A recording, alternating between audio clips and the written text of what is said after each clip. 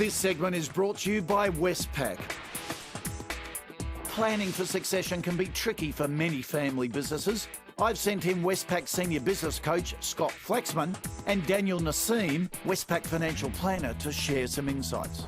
I like the concept of a business plan being simple. Sometimes I'll see business plans that are this thick and they don't necessarily need to be.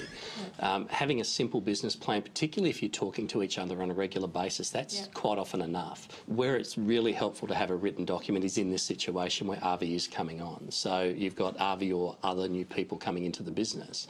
Then having that written articulation of, this is the vision, these are the operating principles, these are the things that happen, and these are the places that we want to take this business, then that makes it a lot easier for someone to pick it up. And from a succession planning point of view, you should always look at treating your business as if it is for sale, even though it's not, because the idea behind that is that you start to get the better value out of it, and business planning is one of the key drivers of that.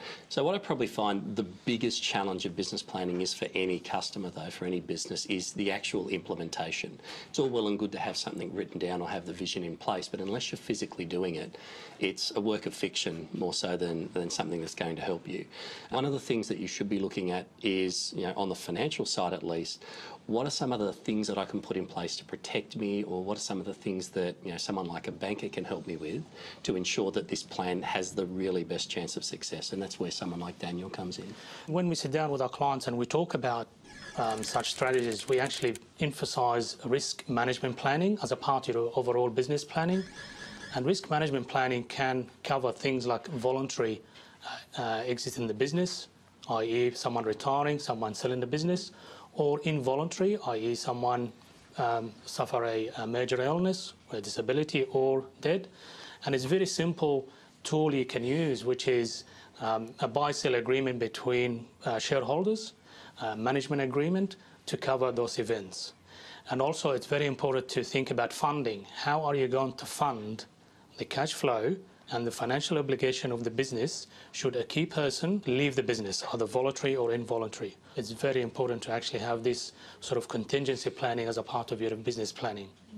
And as a final point, I guess, the financial education workshops, and not just from an education point of view where you get the new pieces of knowledge and skills around cash flow and break even and all of those other points, but also the bring your own financials day where we can literally look at your numbers and tie that all in, and that acts as almost a strategy day for the business, which enables you to come in and work through the plan and review it and make sure it's still aligned to what it is that you specifically want to achieve.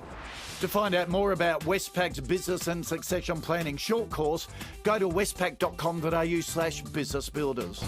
How are you guys? Good to see you again. Barbara, how are you? Arvi? Now, how did the experts go?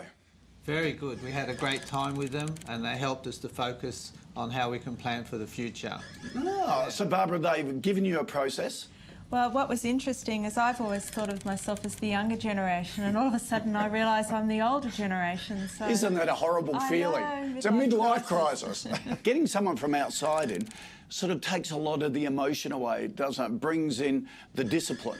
Yep, it sure does. And now we decided to have a meeting once a month away from the business and with some experts coming in to help us. So it helps us to plan for the future and to make good decisions for the future. And gives Arvi some direction and the whole business, the whole lot. Arvi, the website, what are your next steps with that? It was interesting to see that, why the businesses are so different. The similarities are just to keep the ordering process simple, keep the website simple, and draw the customers in and look at the back end as well, look at the analytics and focus on what's important with the website. Yeah, do it right, because the web is such an important new distribution channel, isn't it? It's incredible. Great for a business like yours. Yeah, absolutely. Well, I'm glad we could have been of help. So you feel reinvigorated and marching forward? Good, excellent. Nice to meet you, and we'll keep checking back. Okay. Thanks. Now, if you'd like any more information on today's episode and extra parts of the interviews between our experts and the family that we couldn't squeeze in today, go to the website yahoo7.com.au/small business. While you're there, enter our competition. Courtesy of Qantas, you could win 3 flights for your business. I'll catch you next time. Next week, we head into the world of fashion and help a young business owner as she takes the big step from retail to manufacture, whilst also expanding her retail offering. And don't forget to go to our website, yahoo7.com.au/small business for more great video tips and articles.